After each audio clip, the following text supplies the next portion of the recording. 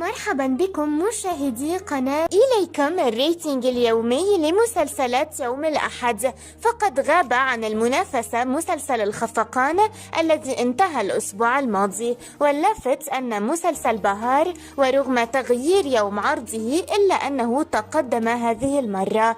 أما مسلسلي المنظمة والمحتالون فمستواهما كان معاكس هذا الأسبوع.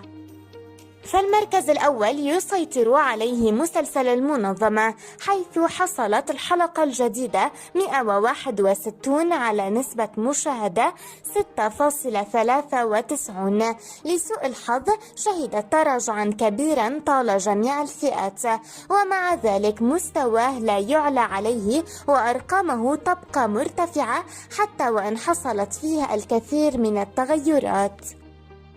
بينما المركز الثاني فمن نصيب مسلسل المحتالون الذي وصل إلى الحلقة 10 والتي سجلت فيها نسبة المشاهدة 4.47. ارتفعت قليلا في فئة المجموع فقط، والمسلسل تارة يتقدم بشكل ملفت ويذهلنا وتارة يثبت على أرقام معينة، ولكنه في جميع الأحوال يتموضع في مكانة آمنة ولا توجد أي رغبة بالتخلص منه من قبل قناة ناو.